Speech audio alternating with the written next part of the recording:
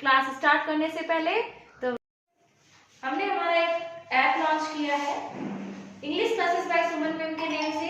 तो आपको क्या करना है, डिस्क्रिप्शन में एक लिंक दे दी जाएगी आपको, उस लिंक पे जाकर के आपको क्लिक करना है। वहां आपको मिलेगा डाउनलोड फाइल अगेन, तो वहां हमें क्या कर देना है, डाउनलोड अगेन कर देना है। अब आपने इस फाइल को क्लिक कर देना है। तो स्टूडेंट्स, यहाँ आपको इंग्लिश क्लासेस बाय सुमन मैम से एक ऐप मिलेगा, वहां आपको इंस्टॉल कर लेना है। स्टूडेंट्स, यहाँ आपका एक आपने ओपन कर देना है, अलाउ कर देना है। यहाँ आपने रजिस्टर पे क्लिक कर देना है। तो स्टूडेंट्स, यहाँ आपने रजिस्टर कर लेना है। यहाँ आपका नेम एंड सरनेम पूछा जाना है, email address and password validation. तो यहाँ आपने सबसे पहले अपना name, email address and password then register. तो मैंने अपनी डिटेल फिल कर दी है और आप भी इस तरह से अपनी डिटेल फिल कर दीजिएगा। फिल करने के बाद रजिस्टर पे क्लिक कर देना है। देन आफ्टर आपने पासवर्ड से लॉगिन कर देना है। मैं आपने करके दिखा रही हूँ। तो देखिए, यहाँ मैंने अपना ईमेल एड्रेस किया है, पासवर्ड किया है, उसके बाद में यहाँ हमने राइट का ऑप्शन क्लिक कर दिया है, देन लॉगिन। यहाँ हमारा ऐप लॉगिन हो गया है और ये मेरा फर्स्ट 200 स्टूडेंट्स के लिए फ्री ऑफ कॉस्ट रहेगा, then after paid. So dear students, today we will take new topic, framing questions and question take. Let's start with motivational quote. दुनिया की खूबसूरती आंखों से नहीं, दुनिया की खूबसूरती आंखों से नहीं, ज्ञान से देखी जा सकती है। तो अब स्टार्ट करते हैं हमारा topic, framing questions and take questions. There are two type of the interrogative sentences. First type helping verb, then second type question word. Helping verb, when the answer starts with yes or no, question should be made with a helping verb. तो देखिए, first point हमारा क्या बता रहा है कि when the answer starts with yes or no, हमारा जो आंसर है वो किससे स्टार्ट हो, yes और no से स्टार्ट होता हो, तो वहां पे question should be made with, और वहां हमें जो क्वेश्चन बनाना है वो हेल्पिंग वर्ब से बनाना होता है। Next, while making questions leave out yes or no not given in the answer. तो सेकंड पॉइंट हमारा क्या कह रहा है कि जब भी हम क्वेश्चन बनाएंगे तो yes और no या not जो हमें आंसर में दे रखा है उसको वहां से लीव कर देना है, मीनिंग उसको छोड़ देना है।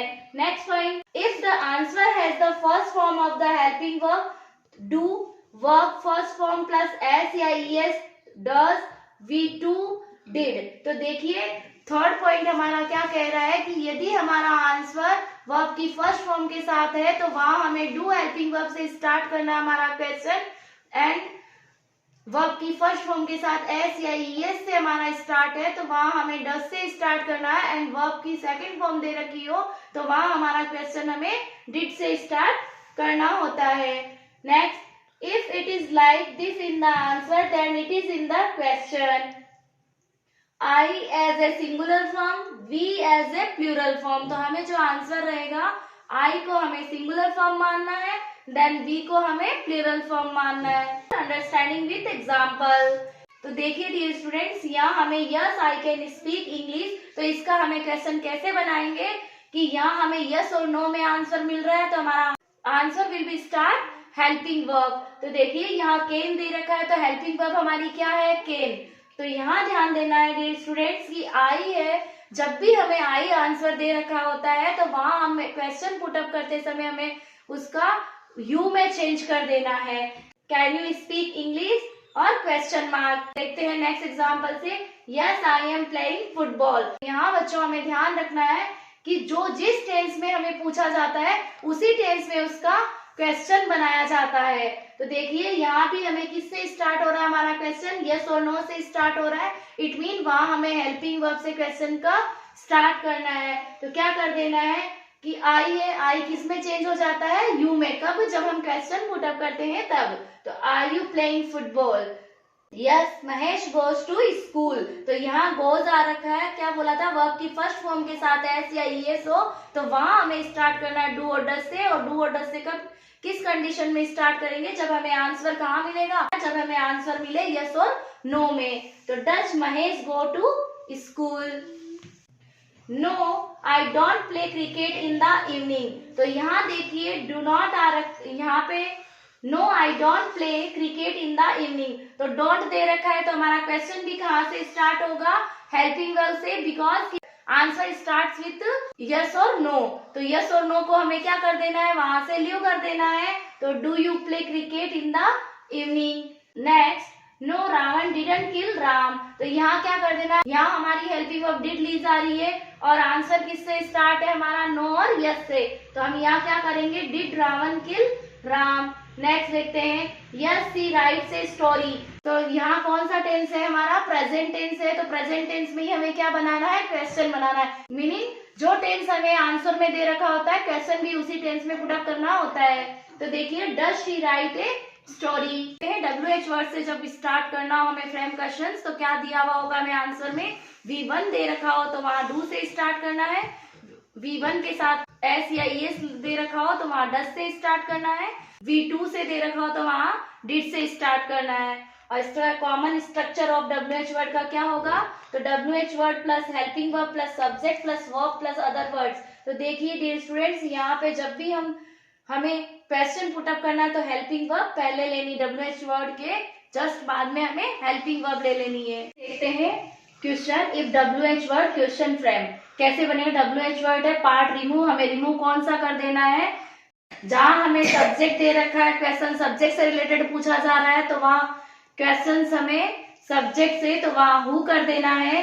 Whose possessive adjective, her, his, your, their, whom है तो noun, pronoun, place of object, या ना प्लेस ऑफ ऑब्जेक्ट की जगह हमें क्या कर देना है? हूम कर देना है। ऑब्जेक्ट से है तो वहां हमें व्हाट कर देना है। प्लेस से, जहां हमें बात प्लेस की हो रही है तो वहां वेयर से स्टार्ट करना हमारा क्वेश्चन है। यदि हमारे आंसर में हमें टाइम दे रखा है तो वहां हमें व्हेन से स्टार्ट करना है। रीजन दे रखा है तो वहां वाई से स्टार्ट करना है। एंड सब्जेक्ट ऑब्जेक्ट है, किसी के बारे में बात की जा रही है तो वहां हमें विच से स्टार्ट करना है। एंड किसी वर्क की मैनर बताया जा रहा है तो वहां हमें हाउ से स्टार्ट कर देना है। नंबर से हमारा आंसर है तो वहां हमें हाउ मेनी से क्वेश्चन पुट अप करना है। एंड क्वांटिटी पूछी जा रही है तो वहां हमें हाउ मच से स्टार्ट कर देना है। तो चलिए एग्जाम्पल से समझते हैं।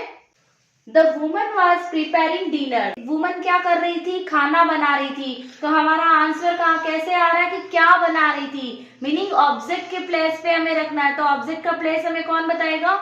व्हाट से, कि what was the woman preparing. चलिए नेक्स्ट देखते हैं। The seagull was alone on his ledge. जो ये सीगल है वो अकेला बैठा था। कहाँ पर बैठा था? लेज पे बैठा था, किनारे पे बैठा था। तो हम क्या बोलेंगे? Where was the seagull alone. Reason क्या है? इसका कारण क्या है?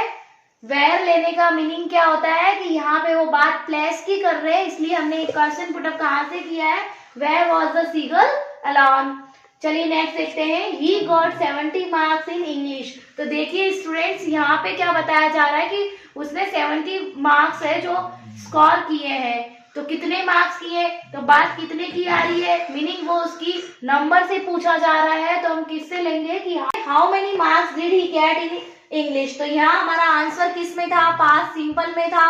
तो हमने वापिस से क्या ले लिया? Past simple. पास्ट सिंपल या तो डिड प्लस वर्ब की फर्स्ट फॉर्म के साथ स्टार्ट करना है। चलिए नेक्स्ट देखते हैं। He does his work very carefully। तो देखिए यहाँ पे वह है, वो अपना जो कार्य है, वर्क है, उसको वो क्या कर रहा है? केयरफुली के साथ कर रहा है। तो केयरफुली वहां पे क्या हो रही है? उसकी एडजेक्टिव आ रही है। तो हम कैसे बनाएंगे उसको, या ना उसका मैनर बताना है। तो how does he do his homework. चलिए नेक्स्ट देखते हैं। She has been waiting here for 2 hours। यहाँ वो क्या कर रही है? 2 घंटे से उसका इंतजार कर रही है। तो यहाँ पे क्या पूछा जा रहा है? टाइम बताना है। तो टाइम कब कहाँ से स्टार्ट होगा? तो हम क्या बताएंगे? टाइम कहाँ से होगा? हाउ लॉन्ग, या ना कितने समय से। तो हम कैसे बोलेंगे? How long has she been waiting here. Next देखते हैं। Water covers a large area on the earth. कि जो वाटर है वो एक बहुत बड़ा एरिया कवर करता है, अर्थ का बहुत बड़ा, या ना लार्ज एरिया बोला जाता है। यहाँ उसने नंबर नहीं पूछ करके हमें वहां क्वांटिटी दे दी है। हमारा क्वेश्चन कैसे बनाएंगे हम? How much area does water cover on the earth? I do not know her father. तो यहाँ क्या दे रखा है कि मैं नहीं जानता हूँ उसके पिताजी को। तो कैसे बोलेंगे कि किसके पिताजी? तो हम किससे क्वेश्चन पुट अप करेंगे? हुज। तो क्या बोलेंगे? Whose father do you not know? तुम किसके पिताजी को नहीं जानते हो? तो ध्यान देना बच्चों कि हमारा आंसर आई से आ रहा है। तो हमने अभी आपको थोड़ी देर पहले बताया था कि इसमें जो आई से आंसर आता है तो उसका क्वेश्चन पुट अप होता है यू से। तो देखिए I want to see you, तो हम कैसे बोलेंगे? whom do you want to see? तो चलिए बच्चों आज के लिए इतना ही काफी है। मिलते हैं कल एक न्यू लेक्चर के साथ में जिसमें हमारा टॉपिक होगा क्वेश्चन टेक। तब तक के लिए बाय, गुड नाइट।